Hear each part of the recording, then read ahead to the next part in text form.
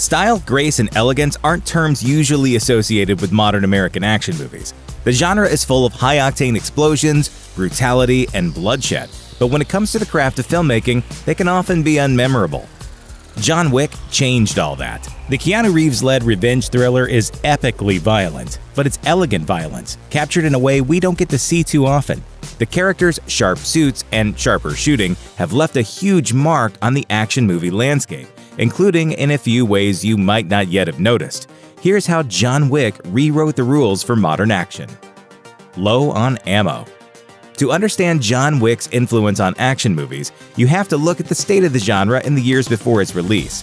7 years after the Bourne Ultimatum rounded off its own influential trilogy, the genre felt tired, full of same-old structures and stale premises. There were occasional gems, like the old man action of the first Taken or the Indonesian import The Raid. But for the most part, mainstream Hollywood action was plagued with insubstantial, CGI-heavy spectacle.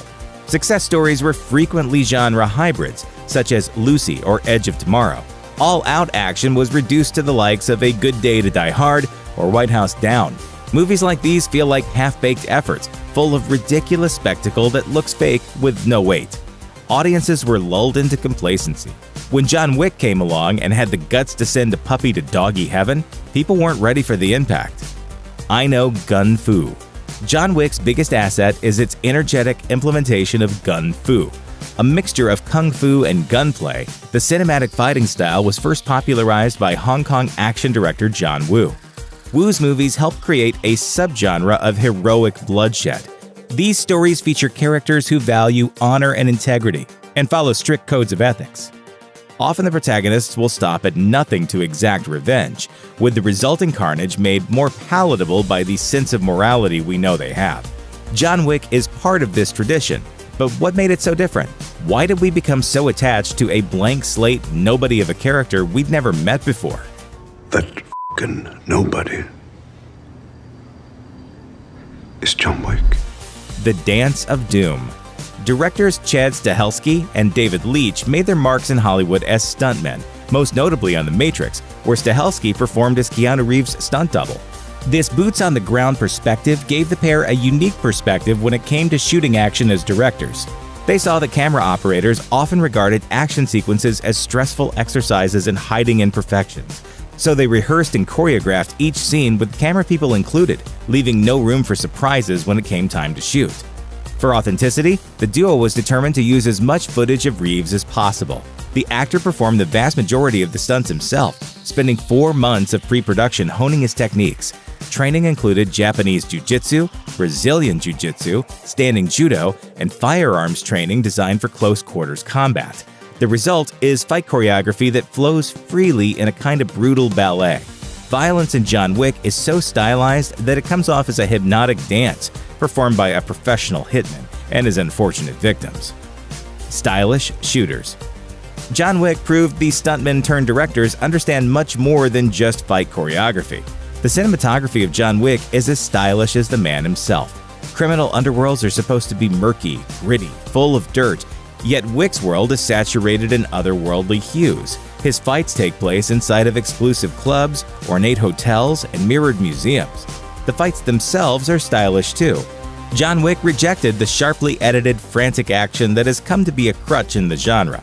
Instead, wide shots and long takes capture every punch, kick, and pistol whip. You're left wanting to re-watch the movie just to admire the ways its set pieces are staged. An underworld worth visiting. John Wick's world-building is unmatched in the action genre. The story takes place within an intricate network centering around the Continental, a hotel in New York City which serves as a safe haven for assassins. The universe is as detailed as it is original. Winston, the hotel's owner, is a charming and affable enigma with evident power. Outside of the hotel, special gold coins are exchanged for criminals-only services from seemingly legitimate businesses. Tailors offer bulletproof suits, and sommeliers are experts in pistols instead of Pinot. It's an underworld you can feel intimately, even if it's never all that explained. Fight like Wick. Years on from John Wick's release, the ripples on the movie industry can be felt everywhere you look. Put simply, vengeance and well-done violence are very in. One heir of the style is Leitch's own Atomic Blonde, a spiritual sibling to Wick. Charlize Theron has even said she was inspired to dip into the Cold War-era action flick because of her admiration for John Wick. Leach then went on to up the action stakes as director for Deadpool 2. Another John Wick producer, Basil Ewanek, has said the combat in the 2018 Robin Hood was inspired by Wick, saying to Collider, "The stuff we're doing with the bow and arrow, it's the same thing that Keanu does with the gun." The producers of the remake of cult classic Highlander clearly have the same idea, hiring Stahelski to apply Wick's style to that movie's swordplay as director. In short, John Wick has inspired action filmmakers to up their game, with highly skilled assassin flicks starring men and women both. There's Jennifer Lawrence's Red Sparrow, Taraji P. Henson's Proud Mary, and Jennifer Garner's Peppermint, a revenge thriller that's been described as John Wick with a female protagonist. I will kill every one of you. And then I'll pretty much wing it from there. Checking in? John Wick's flair for world-building has also spread across the action genre. The Hitman's Bodyguard includes an assassin underworld similar to Wick, and the Jodie Foster starring Hotel Artemis has a premise that's heavily reminiscent of The Continental. That movie stars Foster as the manager of a hotel which doubles as a safe space for criminals to seek medical treatment and lay low. In other words, the telltale marks of John Wick are now everywhere, and there are no signs of the phenomenon slowing down.